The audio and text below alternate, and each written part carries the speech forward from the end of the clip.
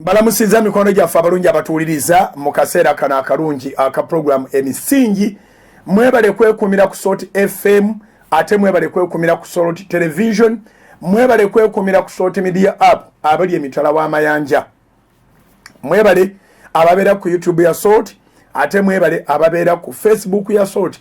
Mwebale kanisa yafuuka ngazi, yafuuka kakati kanisa etaliko bisenge. Nolwekyo mwebale okujjumbira programu zaffe zonna, mwebale okujjumbira programu ez'enjiri okusinga, ate mwebale okubanga mwagala nnyo programu emisingi, abalokole n'abatali balokole. Mbaaniriza mwenna abali mu Eastern Uganda, abali mu Western Uganda, abali mu Northern Uganda, abali mu Central, abali mawanga agatuliraanye, abali emitala w'amayanja, mwena tubaaniriza. Essaawa z'emisingi, programu emisingi eva mu kitabo kya Zabuli essula ya 11 olunyiriri olwokusatu. Zabuli 11 olwokusatu wagamba nti obanga emisingi girizikirizibwa, kiki omutuukirivu kyayinza okukola, oba kiki omutuukirivu kyalina okukola. The English version, NKJV or King James version, Psalms chapter 11 verse 3, it says that if the foundations are destroyed, what can the righteous do? Tuli mu mulembe ng'olunyiriri lwaplayinga nga buli awali emisingi weetaaga okkeberwa musingi ki oguliwo nga tonaba kutandika guzimbirako. Bakabona tuli ku check up, abasuubuzi bali ku check up, bannabyabufuzi bali ku check up, buli wamu waliwo okukebera emisingi gifaanagana gitya. Nolwekyo programu y'emisingi ngazi, amaka gali mu kukeberwa misingi ki kwe gaateekebwa. Ekkanisa gy'osabiramu oba essinzo lyonna ly'osabiramu liri ku musingi ki? So twafuna akaseera aka coronavirus, tufuna lockdown, ne tufuna curfew, ne tufuna biki, naye byonna nga Bayibuli bw'egamba mu kitabo kya Romans 8:28 that all things happen for good to those who love God and to those who are called by his purpose. Byonna bibeerawo olw'obulungi eri abo abaagala Katonda. Abaruumi 8:28. Byonna tulina kye tubiyigiddemu ate nga tukyayiga kubanga tebinnaggwa. Tukyayiga kubanga tebinnaggwa. Surprise erabika ng'ekyasembyeyo yeya bakabona okubanga balaga nti bakabona bannaabwe basiru nnyo, beetaaga training z'amaanyi nnyo ku COVID ono okusobola okuddamu okusaaza, okusobola okuddamu okusabisa, okusobola okuddamu okulembera services ezitali zimu. Nolwekyo ekyo nakyo kyakuyiga ky'amaanyi. Ekibuuzo nti okwegatta kwabwe kuli ku musingi ki? Kubanga tulabye nga sections nnyingi ez'abakozi bonna abagenda bayimirizibwa zizzeemu okukkirizibwa okukola. Tewaliwo batute training, bababuulidde bubuuliza ate abateeka okubabuulira ab'ebyobulamu n'abasayansi ne baga nti akeedi bw'essaawo bino na bino na bino, ne tubirambula nga weebiri. Gavumenti yeerambula era yeerimu ebitongole ebiragira biki bye muteeka okukola, so si bannaddiini. Nabagamba nti singa bannaddiini be baali bagambye nti ekkanisa zonna zisooke, amasinzo gonna gasooke gaggalewo, wazzeewo endwadde bangi tetwandigaddewo kubanga tetuli wansi wa ddoboozi lya bannaddiini, tuli wansi wa ddoboozi lya Katonda. Naye Katonda bw'aba atuwadde omukulembeze gwe yeesigisiza obukulembeze, kyayogera tukiwuliriza. So twasobola okuggalawo nga ne bizinesi endala zonna bwe zaggalawo n'amasinzizo gaggalawo. We twogerera bizinesi zonna zaggulawo, abantu be bamu be basaba era be bamu be bakozi. Naye nga bwegambye nti amasomo agakwatagana n'embeera yatulumba gakyagenda mu maaso, twongera okuzuula emisingi gya buli kintu. Otegedde emisingi gy'emikwano gyegyo, emikwano gy'obadde nagyo mu kaseera k'obonyebonye. So ffe tetujja kulekayo okwogera, tukyayogera nga tugamba His Excellency ne gavumenti yaffe ennungi nti tutegeera ng'abantu abalala bwe bategeera. Abantu ennyonta ebaluma ey'omwoyo, abantu enjala ebaluma ey'omwoyo, baagala kuddayo mu masinzizo. Tulinde eddoboozi ly'abeebyobulamu, tulinde eddoboozi ly'abannasayansi, tulinde eddoboozi lya gavumenti, tulinde eddoboozi lya his excellency lye twawulira nga tugenda okuggalawo amasinzizo gonna. Litubuulire ekyokukola, batugambe entebe mu ssinzizo ziteekebwe mu space yenkana etya. As simple as that.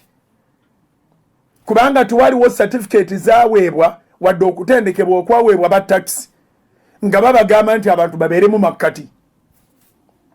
Kakati ne church esobola okubeeramu amakkati okusinziira ku bbanga eriba lyogeddwa gavumenti.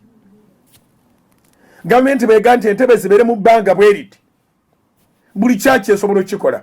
Gavumenti beega nti mu kuyingira wabeerewo okunaaba engalo. Ate n'abaweereza baddemu basanitizinge na buli ayingira abeere ne masiki. Pasita takwata ku bakkiriza bafukamire wabali, bayimusize emikono webali, bo tebeekwatako bino nti yagaliza munne emirembe. Ebigambo byonna nga bwe binayogerwa ku radio ne TV bigenda kutuuka mu buli kasonda ka ggwanga mu ddakiika y'emu. Okusinga okugwa mu ssente z'omuwi w'omusolo ng'abantu balina amabanja gavumenti tegabasasulidde. Abarenti, abasuubuzi bafiiriddwa, abalala basanga ebizigo byabwe byeri expired, engoye basanga zivunze. So nze nteesa nti gavumenti bw'eba erinawo okokka ssente ekawa abantu abafiiriddwa emmaali, esasule ku mabanja aga renti ezibonyaabonya balandiroodi ne batenansi baabwe, okusinga okugamba nti bakabona beetaaga training sessions, training materials, projectors, okutambula okutalaaga ebyalo yonna, wali ba imaamu, ewali ba pastors, ewali baani. Nedda, si kya bwenkanya, era bwe kiba kiyiseemu kijja kuba kya buswavu eri abanaalya ssente ezo, abanaatandika okwefuula abasomesa ku ndwadde, azifu baweereza ba ndwadde ezive wa setaani mu kifo ky'okubeera abaweereza ba Katonda. Seddoboozi lino mwe liri mu ggwanga bw'oyagala oliwuliriza. Twagala kuddayo mu masinzizo nga tuwulidde buwulizi okumala essaawa 2 oba 3 oba 4 nga bwe twawulira mu ssaawa 2 ne tuggalawo amasinzizo. Abantu bonna bagguddewo nga balinda kimu kyokka, President. Era njala kwebaza His Excellency, nkwebaza nnyo omulundi gw'okyasembyeyo okwogera. Bwe basooka n'olaga endwadde bwegoyeza ensi yonna, abantu ne beeraliikirira ne bagamba nti Katonda wange kuno ogenda kwogera ki? N'omaliriza ng'oyimusizza Katonda waggulu, n'ogamba weebaza Katonda, ekyo kiri eyo wala tekiri wano.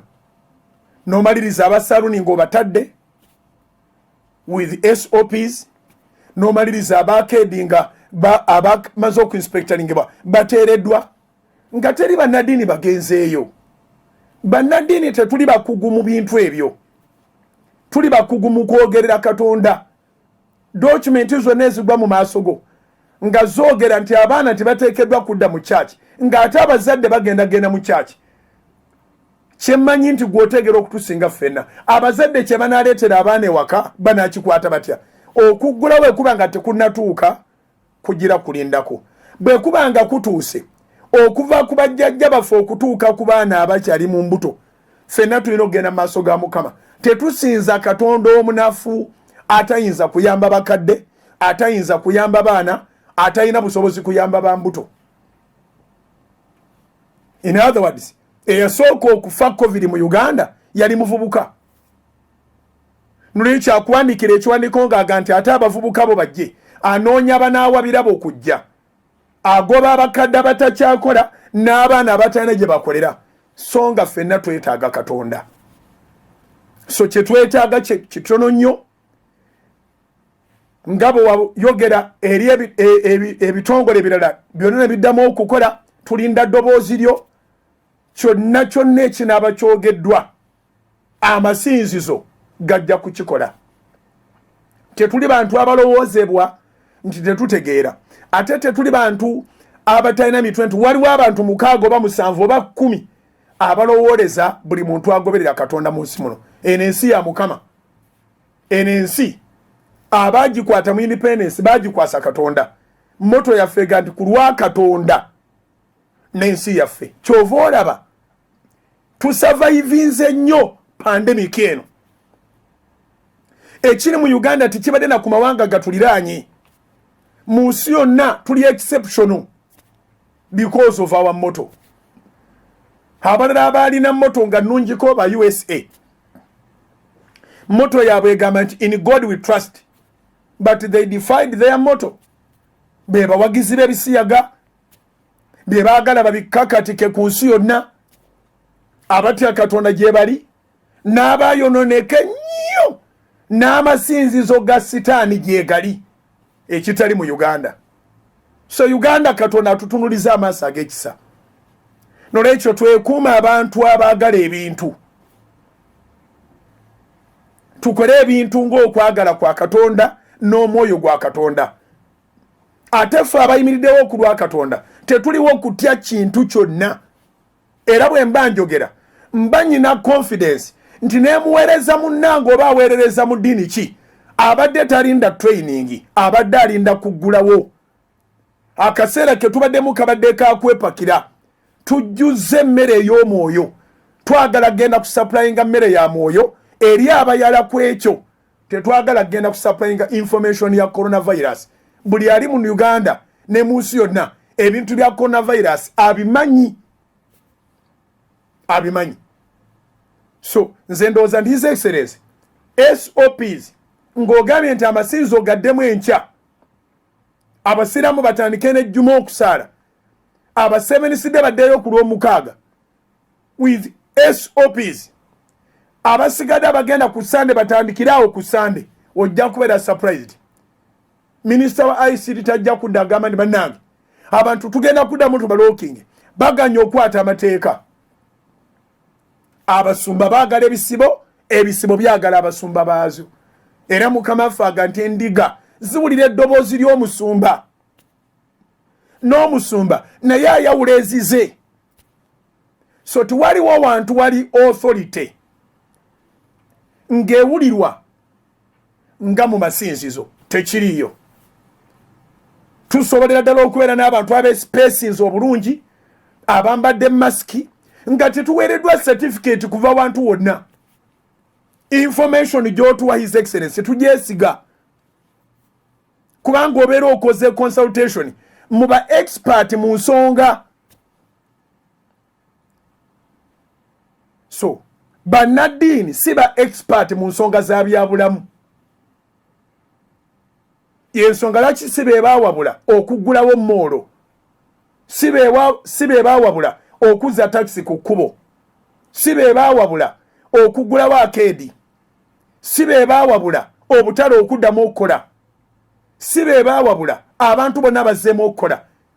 Newankubadde nga be bakulembeze b'amasinzizo naye ate bakulembera bya mwoyo si bya bulamu. Ebyobulamu tusaba bidde mu mikono gy'ab'ebyobulamu. Twa offeringa media zonna ezatuweebwa okukola kwekyo. Tukolagana bulungi ne Uganda Communications Commission. His Excellency buli obanga ogenda kwogera ffenna tutta programu zonna n'ebirango byazo. Era eggwanga lyonna border to border baba bawulidde. Era bw'ayogera nti border districts emabega eri nti ezo zo emmoloka tezitambula tebaatambula. Ate tuwagendayo tuwaweereza bulokiwa tewaliwo educating materials tebaatwalayo projector mu bitundu ebyo. And the people heard and obeyed until when you came and joined the border districts to the rest of the country.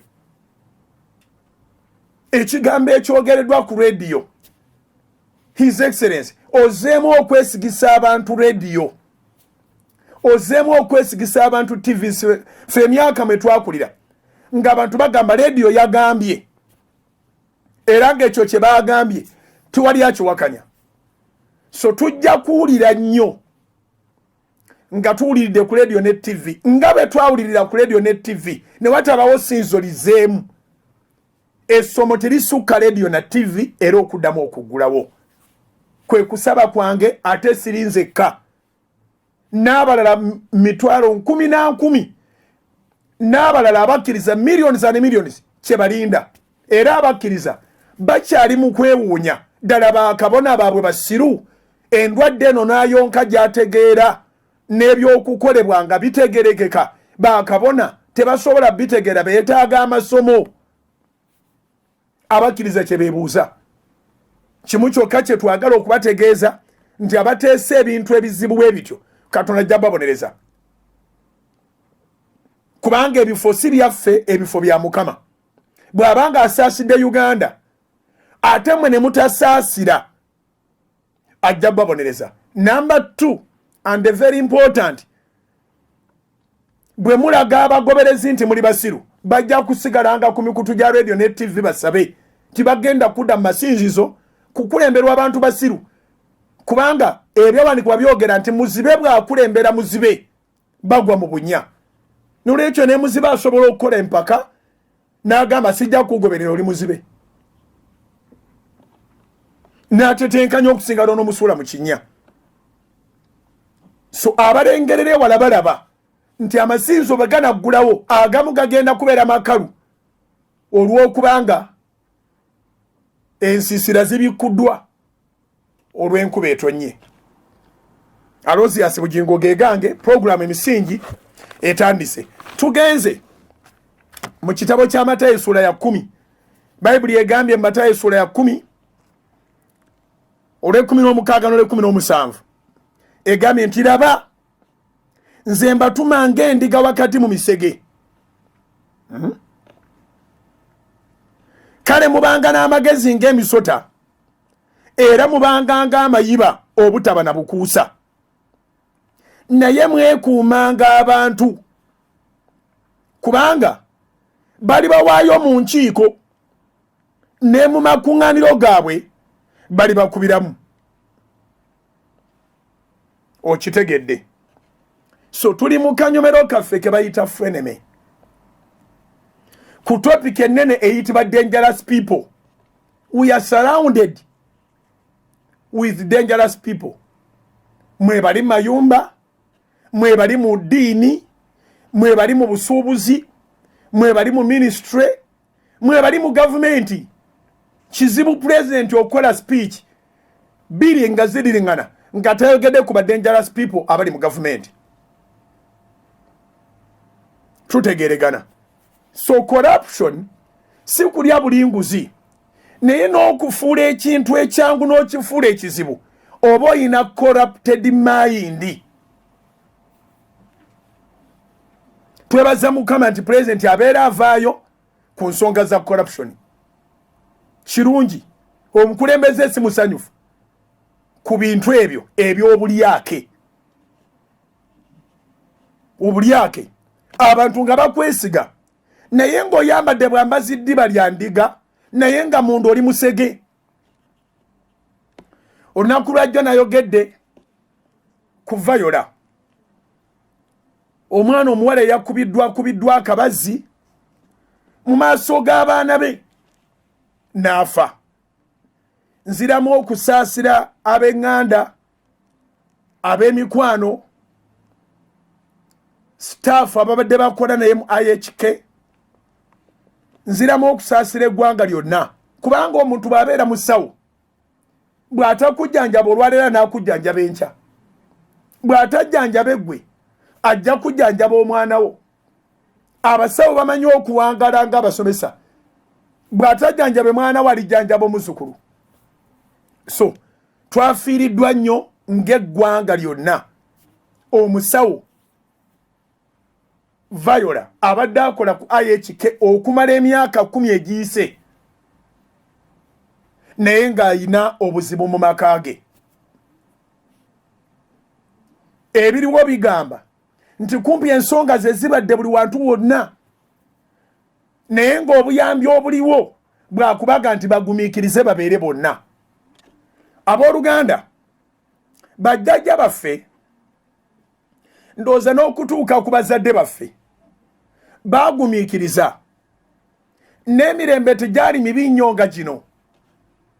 Emirembe gino girimu ebintu bingi ebigitabangudde emirembe gino girimu abantu abanywenjaga nga tosobola temufaanana ng'akozesa ebiragalalagala naye nga tosobola kitegeera nga tebimufaanana nga bw'aba ayogera ekigambo ayogera ekigambo nga kyategeeza kyennyininyini kyagambye newankubadde nga mukwano gwo asobola okuyingirwamu setaani mu ddakiika eyo mu puroguramu eno ey'emisingi njagala okukulabula omuntu bakugambanga nti nva mu maaso tomukkirizanga okiddamu ogwokubiri ebyo byakolanga dda nti ononkola ki ng'ogamba nti anaakukola ki kubanga nga waliwo n'abantu ababeetoolodde abatiisa naye yennyini ng'ate okukikukola kubanga abuuza nti banaawulira batya naye abantu bakakati tebakyatya abantu bakulu abantu bakakati tebakyayina gwe bassaamu kitiibwa bw'akugamba nti nva mu maaso asobola okukola ekintu nga kyekikujja mu bulamu owulidde bw'akugamba nti nva mu maaso asobola okuba nga omutwe gwe yagukyankalanyiza dda omuntu bw'akulabula nti nja kutta weegendereza abajja kutta tewaliwo nnyo biseera byakusaagira ku bulamu so nakoze puroguramu jjo nga ya bukambwe n'olwaleero sinaba kukakkana lwaki abantu aba batuukiddwako ensonga ng'abantu beegwa mu bulago musigala mubalimba nti bagende babeere wamu abantu babatuusizaako ensonga spinal cord bazikutudde era ngoga nti nedda ebyo bibaawo naye mujja kuterera mubeere wamu katonda agaana okwawukana naye ddala mulina obukakafu nga katonda asanyukira kufa twasomye ennyiriri nga zigamba katonda yennyini nga yagamba talina ssanyu lyonna lyasanyukira kufa kwa muntu owulidde abalala mubagumya mubagamba nti batuulaawo waakiri okufiirawo kubanga waliwo ebintu bingi bye bakoze mu kitundu ekyokubiri ekya puroguramu ey'emisingi ngenda kubasomera ennyiriri ezikwatagana n'ebintu abooluganda tofanga na bintu ebintu si bye bikukola ebintu gw'obikola tolemeranga lwa bintu n'ofiirwa obulamu kigambibwa nti Viola abadde n'obuzibu nebba bututte ebbanga ab'amateeka babumanyi famire zonna zimanyi naye nga baabaleka wamu essinzo lyabadde basinzizaamu nga babimanyi abamu batandise dde okweyogeza baali tebamanyi nti biri siriasi bwe bityo olekerera okutunulira ekintu kya Viola n'otunulira abalala abangi abatannaba kuttibwa bw'oba olina amagezi guno gwe muleme ng'abantu bwe boogera okutta baba bagenda kutta guno gwe mulembe omuntu agandi feesi yo nja kugyonoona n'abanga ddala ajja kugyonoona ndowooza nja kugamba Basoloti TV bano batutandika otukyaliza ku bantu abo abaayiirwa asidi nga baali balabuddwa okumala ebbanga naye omuntu abulako baddukira boddukire wa mannyoko agamba ebintu twabirya boddukire wa maamawo agamba naffe tutudde ku bugubi boddukire wani naye ng'obulamu bubwo obulamu bubwo choosing to live a joyful life should not be given to somebody else. You must make your own choices. It was good in the first place to make a choice of marrying someone. But if the marriage goes sour, leave it. Tewali ava mu lubuto n'avaamu n'omwami we oba ne mukyala we n'eggulu lyewuunyisa tebagenda kutwala mwami na mukyala. Yesu agamba ababiri baliba mu kitanda eki omu atwalibwe mu ggulu omulala asigale babiri. Era kubali mu nnyumba abawuliza puroguramu y'emisingi omwami n'omukyala temwerimba nti ne mu ggulu mugenda kubeera mwami na mukyala wabula bayibuli ega nti omu alitwalibwa omulala asigale. so engeri y'okulima nti eggulu lyo liri mu mwami wo, eggulu lyo liri mu mukyala wo, eggulu liri mu bikolwa ebirungi eby'okugondera Katonda. Process etuyingiza mu ggulu tugimanyi yonna nga temulimu bufumbo. Okitegedde?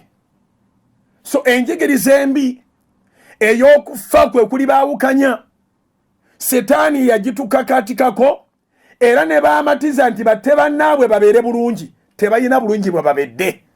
Oba nyina gwe njogera naye. Setaani baamatiza nti munno mutte kati gwotereere, toyina byotereera, odduka ng'obonaabona okutuuka lw'olifa. Abeegasse n'abaana ne mutta abasajja muli mu kubonaabona. Ne baba bati baakutegeera nga wali successful mu butemu bwo, era kikulumiriza toyina mirembe, sente n'enju bye wasigaza tobirinamu ssanyu. Abazadde nsaba mbabuulire nti omwana mumugambiranga ddala ne ku kidaala ne buli wamu we mubeera abamutwala bategeere nti okusinga okuzza kofini akomangawo nga mulamu. Nkiddamu, abazadde mubuulirenga abaana nga n'aba batwala bawulira, okusinga okuzza ebitundutundu by'omuntu nga bamutemyetemye akomengawo nga mulamu. Mukitegedde? Katuwumulemu katono tukomewo nate mu kitundu kyaffe ekyokubiri. Sigala ku Salt Media, Mukama akuwa omukisa. Soul Television, Femunyo.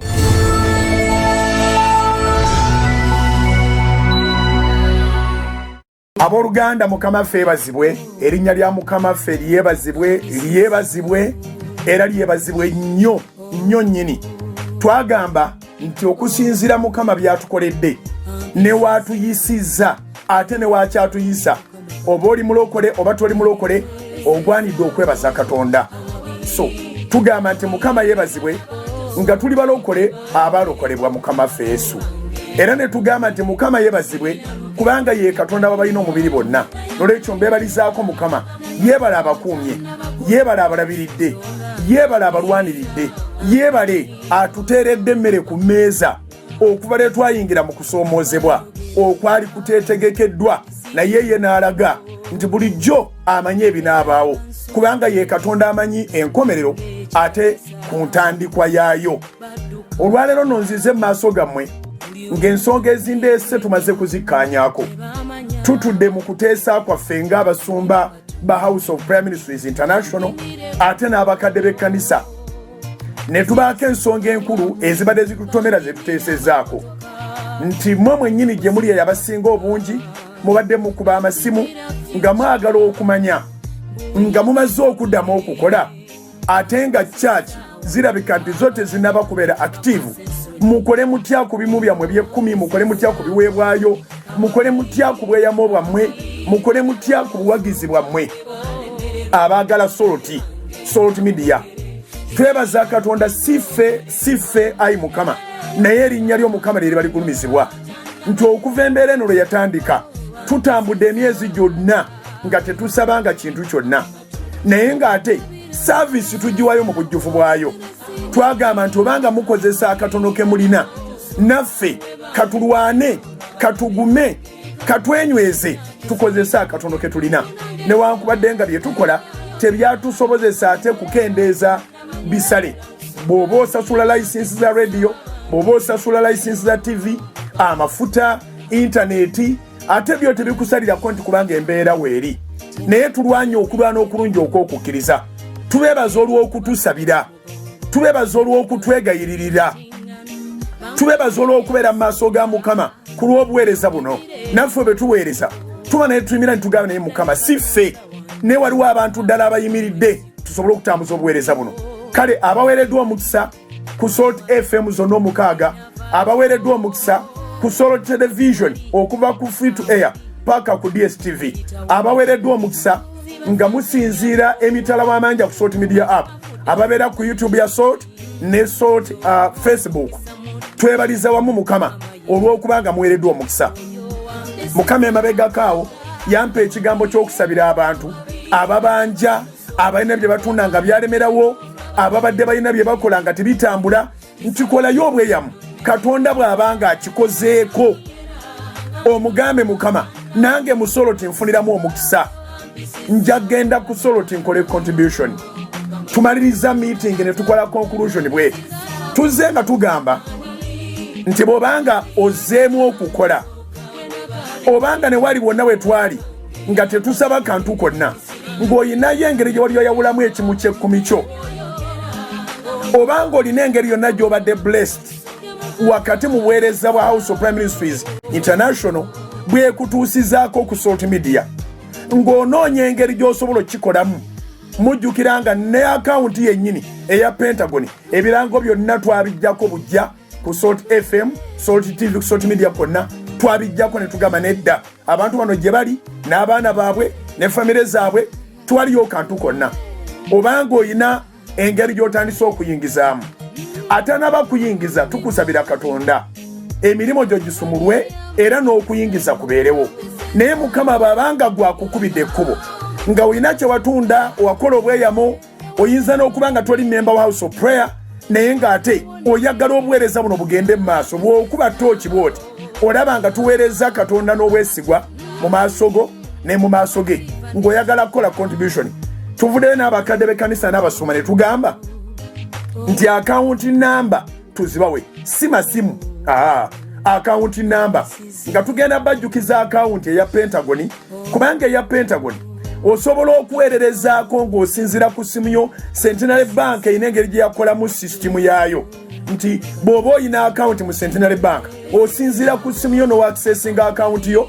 osobola okuweereza ssente ku akawunti yonna gy'oba oyagadde ate era balina ne points ezo ze bayita Centenary Agents ziri mu ggwanga lyonna mu kifo ky'okukozesa essimu nti otuweereze kozesa Centenary Bank ssente ozitwale we tusobola okuba n'embalirira entuufu okay akawunti yaffe abamu mugyerabidde mu Centenary Bank akawunti eri namba 31 0 3 6 00 6 njiddamu namba 31 0 3 6 00 eri mu mannya ga House of Prayer Ministries International eri mu Centenary Bank wonna w'osinzira ku branch ya Centenary Bank oba ku agent obanga gw'osobola okikolera ku simu yo teekayo ssente ezo ze weeyama ku mutima gwo teekayo ssente ezo ezizimba obwakabaka bwa Katonda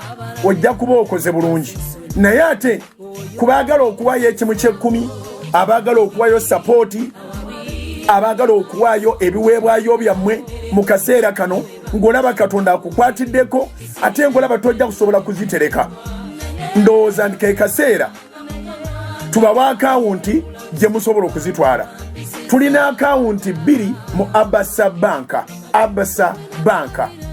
Abasa Bank mugimanyi ye yali Barclays Bank tulinayo eya dola tulinayo neya Uganda shillings waliwo Mukama bagenda okuweera ddala omukisa mu dola akawunti zino zonna nga bwe zibawa muziwandiike bwe ziba za dola oziteeke ku ya dola bwe ziba za Uganda oziteeke ku ya Uganda akawunti eya Uganda shillings mu Abasa Bank eri mu mannya ga House of Prayer Ministries International eri akawunti namba 6 00 2 9 7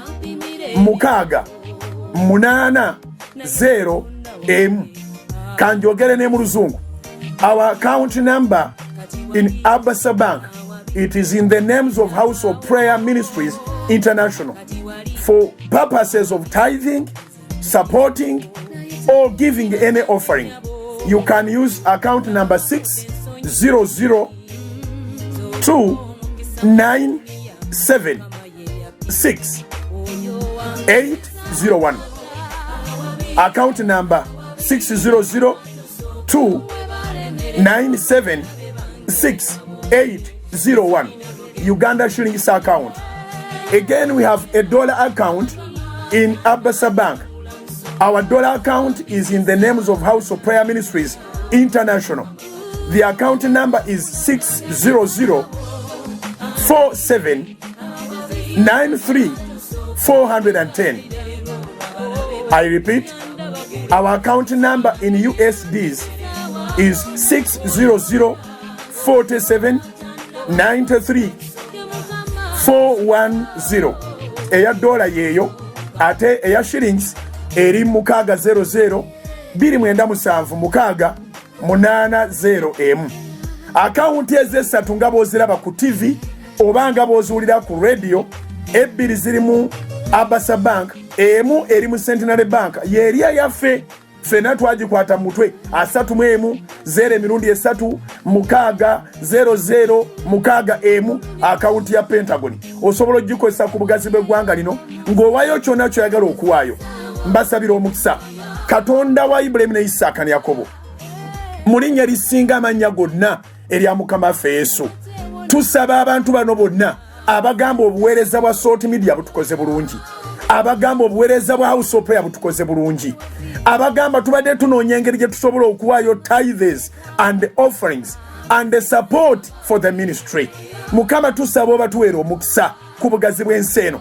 Tugusaba nga bakyakirowoozaako obulowooza, tugusaba nga basimbudde okukiteeka mu nkola, tugusaba nga bakitadde mu nkola. Omukisa ogulondoola gubalondoole mu linnya erisinga amannya gonna erya Mukama waffe Yesu. Mukama batuweera omukisa. Mwebale okututegeera, mwebale okutwagala, mwebale okusinga byonna okwagala Katonda, okusaba obutayosa, obutazikiza muliro. Sigala ku Salt Media. Mukama abampeera omukisa. Alozias bugingo ge gange ku lwa bannange bonna.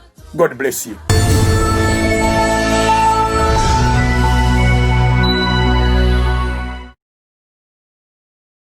Let's talk tuogere weekend tosubwa nti njagala kubalabula n'okugamba abantu bano n'okugamba president ndi waliwo abatikuza abakutuuseeko bali awo ku lugiro baagala ssente bambadde koola bambadde amatanvuwa naye bali awo ku lugiro State House. Proposal yaffe egamba nti ministry y'ebyobulamu ne bannasayansi babulire president kiki ekyetaagisa amasinzo kikola. Gavumenti yalibadde yegendereza abantu bafaana babatyo. Even Inter-Religious Council, we don't subscribe to them.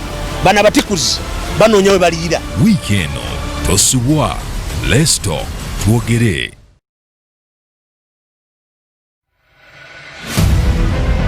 Akalulu 2021 Salt Media ekutegekedde programu ez'enjawulo ezikwata ku by'obufuzi, ebyenfuna, ebyobulamu n'enkulaakulana. Gw'omulonzi tukusembereza oyo yeesoboddeyo okukiikirira, omwotebuliro era omuwulirize. Gw'ayagala obukulembeze, Salt Media yakukutuusa ku mulonzi wo awatali kusosola ku mitendera gyonna era ku miwendo egisoboka. Okumanya ebisingawo, jangu ku kitebe kya Salt Media ekikulu Erungujja opposite Lubiri SS oba kuba ku ssimu 0702 107 107 oba 0792 175 784. Akalulu 2021. Soul Television Femunyo. Tayo mulango obwo nabwera obutabadde bungi nnyo naye mwebale nnyo okubanga muwuliriza nnyo eddoboozi eryo erikwatagana n'okutukwatirako ate namwe okutuukiriza obuvunaanyizibwa bwammwe mu kukkiriza kwammwe okusobola okudipositinga ng'ebimu bye-10 mu kaseera ke tuyitamu, okudipositinga ng'ebiweebwayo, okudipositinga nga sapooti yonna gy'osobola okuwaayo. Abooluganda, sente ezo tuzikozesa bulungi. Katonda ye mujulizi waffe. Sente tuzikozesa bulungi.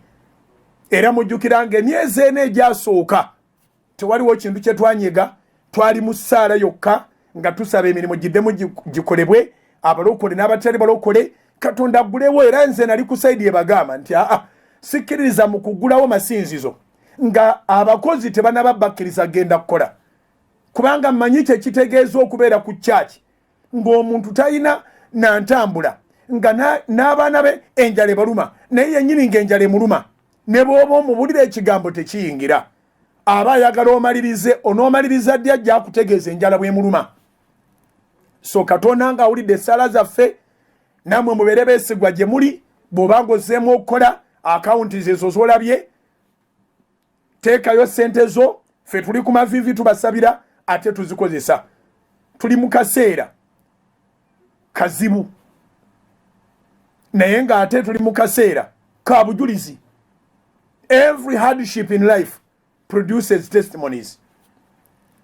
So tubebaza nnyo era tubasabira Mukama abakole bulungi, mwebale abalokole n'abatali balokole, mwebale abawayo ebihumbi 10 ku account ezo, mwebale abawayo ebiweebwayo, mwebale abawayo support abagamba nedda Soloti yetukoze bulungi. Yonna mu kitundu ky'ensi gy'oli teeka sente ku account ezo, banka ekwanguyire ekuliranye ng'ogirabye tugiragaawo ziteekeyo. Mukama abampeera omukisa. Nkomyewo nkyali kukufa kwa Viola, nsaasira eggwanga kubanga eggwanga lyafiiriddwa ebiri serious. Omuntu bakama bwe baba bagamba nti abadde akola bulungi emirimu gye, aba abadde akola bulungi. Abaana bagudde ku kizibu, obawuliranga bawa story yaabwe, n'owuliranga oyiyo olutiko, n'owuliranga omubiri ng'owulira gutidde gufunye entiisa. Abaana okulaba maama ng'akubibwa embazi, ne bamwongera embazi endala, ne bamwongera embazi endala, nga si byakwolwo bibaddewo. Naye nga kivudde kuki? Kivudde ku njigiriza ey'engeri endala. Katonda tatugambangako nti mugende mufumbiriganwe muttiŋŋanireyo. Bwe mufumbiriganwa okufa kwe kubaawukanya. Nkyayongera okusaba olunyiriri olwo, nkyayongera odubasaba, kubanga abafudde bw'entandika lisiti yaabwe tobala, ate abo be batono be tutegedde. Bangi abafa ne mulowooza bafudde byabwe, babaleetera ebyokola ne bibanywamu obulamu. Musajja asobola obireeta ne binywa omukazi, mukazi asobola obireeta ne binywa omusajja. Abalala batemuddwa mmotoka, abalala bagudde mu bubenje obuzibu, abalala bagudde mu batemu, abalala batemu babayingiridde. Gavumenti yaffe eno yina beyasalako juuzi mu bitundu by'e Nansana nga basasuddwa dde, omukazi yamaze dde okusasula. Bagenda bayingirira nga n'omwami mu nnyumba mwali, bateeka omwami ono ne bwe basigazaako ebisago bitono nga ne deposit bamufunye. Nansana juuzi. Naye gavumenti yayagala butabasasamaza, ne bababulirawo bitundu awo nti babadde babbi, babasazeeko bakoze bati, baali bagenda kutta Ssemaka. Naye kiba kirungi obufumbo bwe buba ku misingi gyabwo ne mubuta. Mbadde mbuulirira abazadde nti abaana mubagambiranga ddala nga ne bana babawasa bawulira. Emboozi ziri ez'edda eza n'ekiyungu kyo, manyanga ekitanda kyo twakimenyemenye, kye twafumbisiza, wano tewakyaliwo kifo kyo, bagenda baddiza mulambo. Bagenda baddiza mulambo. Essomo lino nja kuliza oluvannyuma. Nkyalinze mpulira obanga ddala waliyo kabona mu Uganda alina olunyiriri nti okufa kwe kulyawukanya abafumbo. Babiri balina kubeera omu nga Bayibuli bw'egamba. Niba bagaana era olwaleero nga gavumenti ekoze ekyewuunyisa neerangira nega nti tuguddewo olwaleero tuli mu kisaawe e Namboole, abantu abagamba nti twagatiba ne tulemeddwa okubeera omu, mujje okubaawula kwa bwereere, osobola okwewunya nga Namboole tamala. Naye olw'okuba nga kiri pasono era nga kiri mu nnyumba, era nga eby'omu nnyumba tebitotolwa, gwawulira nga kikuzitooweredde, nkuzzaamu amaanyi mu Katonda. Tewali lunyiri luga nti bbaawe akutte muwaawukane. Tewali lunyiri lugamba nti omukyala we akutte, nti ekyo kye kibaawukanya. In other words, singa ddala olunyiriri we luli, abassa abaagalwa baabwe tibandidduse, bandibadde beekwasa Bayibuli ne baga nti luno olunyiriri ndutuukiriza, nze yannema. Naye Katonda yagamba nti okufa kwe kuli twawukanya. Naye buli amala okikola ng'aguma zambiro, tewali mirembe gy'ofuna. Kigambibwa nti Viola abadde yalemera ebiwandiiko by'ewaka, omwami yagala kutundawo, and so forth and so on. Naye bw'olaba ennyumba gye yafiiridde, mbikula Bayibuli wano nkulage. Genda nange mu Timoseewo ekisooka, Timoseewo ekisooka njagalawo olunyiriri lwa 7 timisewo ekisooka onyiri olw'omusanvu. Sogede chapter timisewo ekisooka essula ya 6. 1 Timothy chapter 6 verse 7. 1 Timothy chapter 6 verse 7. And it is the last chapter in 1 Timothy. 1 Timothy chapter 6 verse 7. Bible yegambye bweti kabajibatereko ku TV. Bible yegambye bweti timisewo ekisooka essula 6 nyiri lwa 7. Kubanga tetwaleeta kintu mu nsi. Rumakinge. Kubanga tetwaleeta kintu mu nsi. Okay? Meaning what? Kubanga era tetuyinza kujja mu kintu. Wanji? Kubanga era tetuyinza kujja mu kintu. Ey'Oluganda esigaleko ku TV, ngenda bateerako ey'Oluzungu. Ngenda basomera ey'Oluzungu. 1 Timothy chapter 6 verse 7. 1 Timothy chapter 6 verse 7. 1 Timothy 6 7. Tulire ey'Oluzungu kyegamba. Ekitutawaanya butamanya byawandiikibwa. Singa ebyawandiikibwa tubimanyi, singa omuntu yenna walagira interest nga ya bintu osimbula busimbuzi. 1 Timothy chapter 6 verse 7, English version, New King James version. For we brought nothing into this world, and it is certain we can't carry nothing out. We can, rather. I repeat. For we brought nothing into this world, and it is certain we can carry nothing out. Tiwaliwo uncertainty. It is certain. 1 Timothy chapter 6 verse 7. For we brought nothing into this world, and it is certain that we can carry nothing out.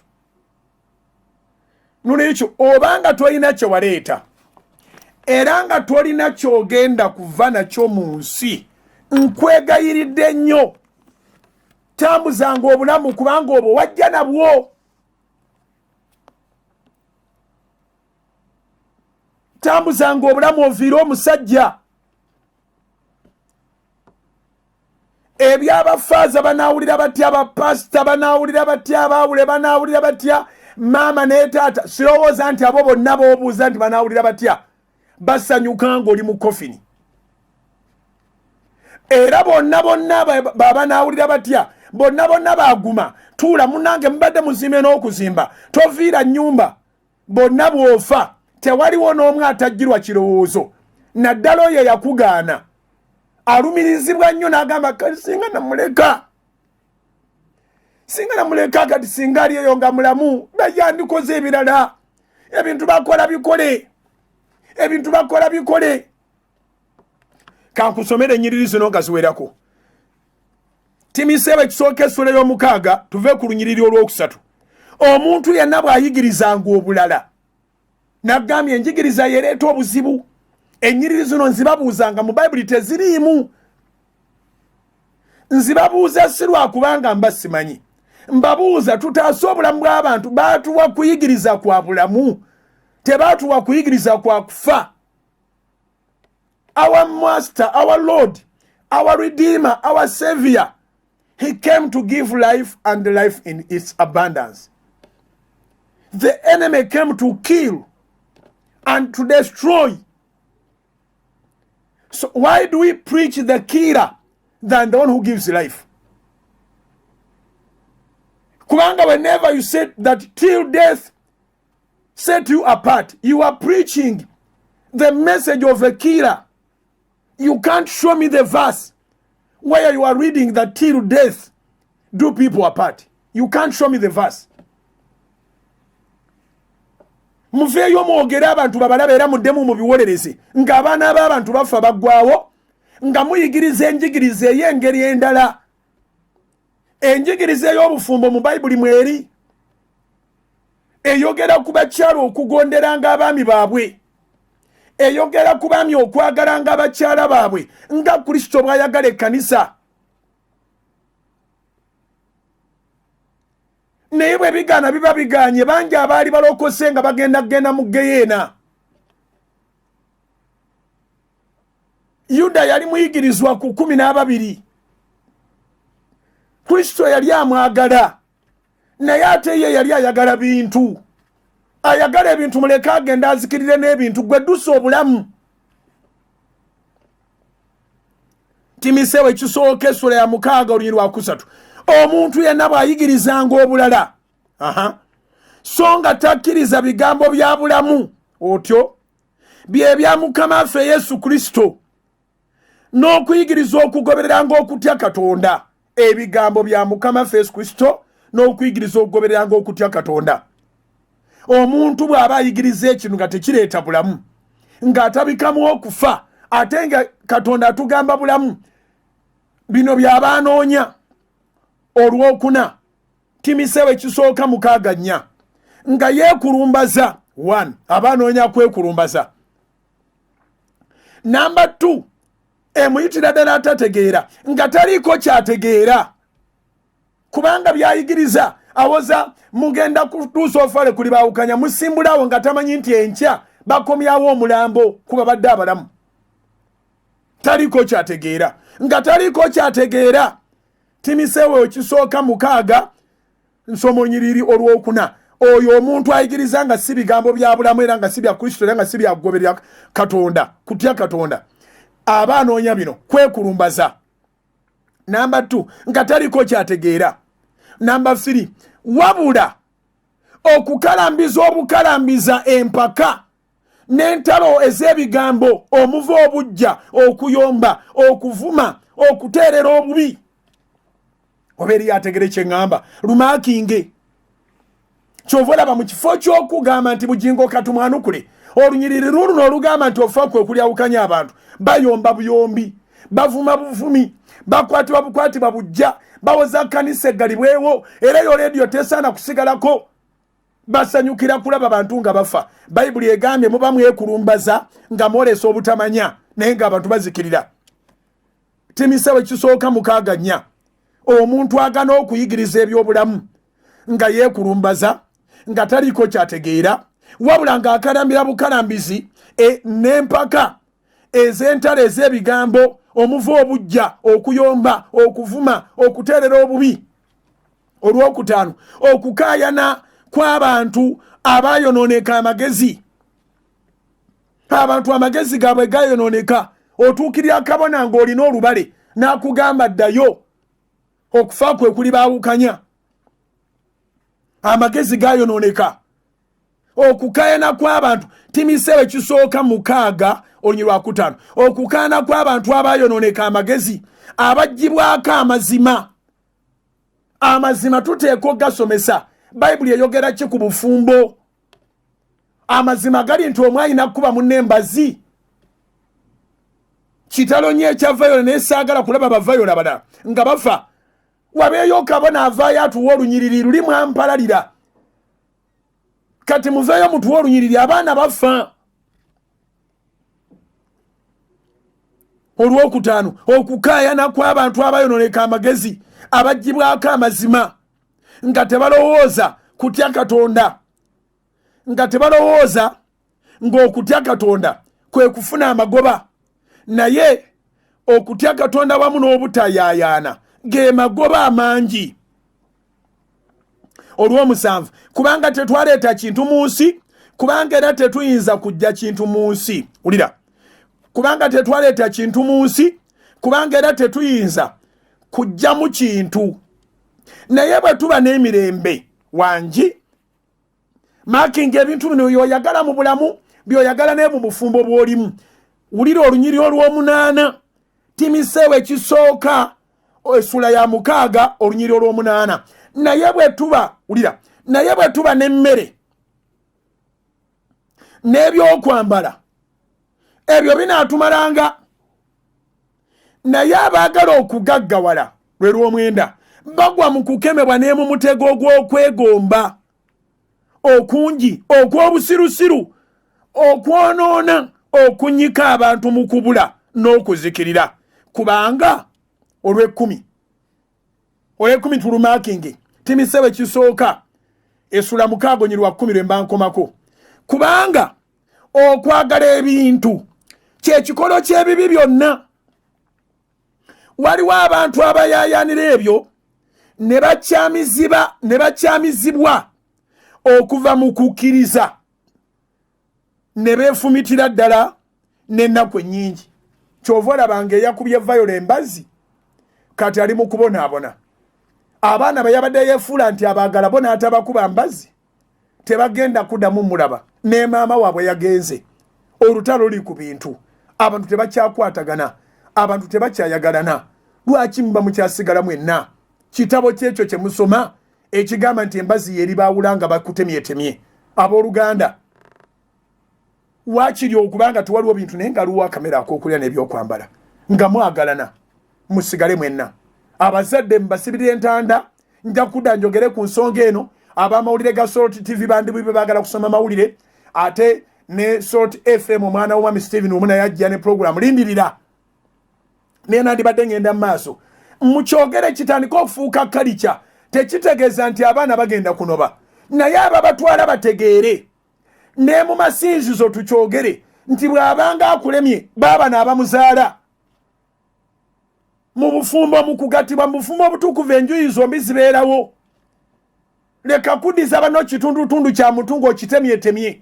Olunyiriri mu Bayibuli teruliimu olugamba nti okufa kwe kugenda obbawukanya. Bw'wabaayo alulina alusomese. By the way, bw'oba olulina jangu ku Soloti oba genda mu mawulire, gendeyo mu mpapula z'amawulire olulaga abantu, naye abantu bakooye okusoma sitole z'emirambo gy'abafumbo. Ate abantu bakooye okubeera mu bufumbo obutali butukuvu nga batyo ogenda okubutukuza kubanga waliyo dayimoni y'okufa gye bagenda okwambala.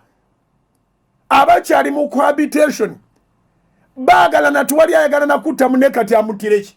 Olumala okuba ebiragano okufa lwe kulyoka kuyingira. So nga okuba ebiragano kuleeta butukuvu, kuleeta bulamu, kuleeta kwagalana, kuleeta Katonda, kuleeta kuganja. Okufa tekuliimu mu linnya lya Yesu.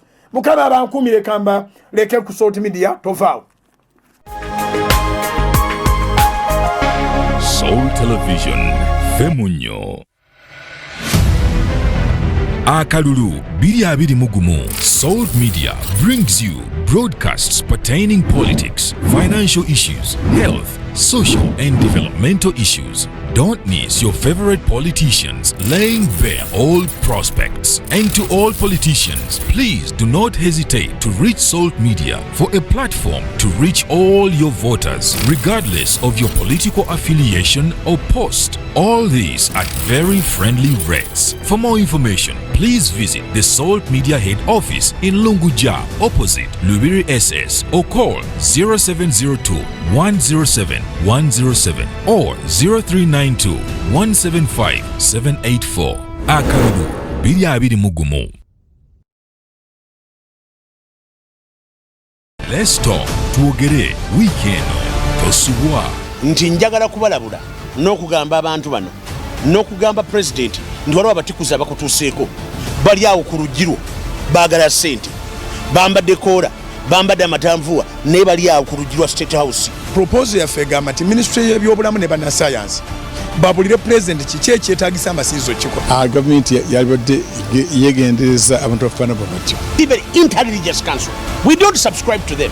Bano abatikuzi banoonya we baliyira. Weekend tosuwa. Let's talk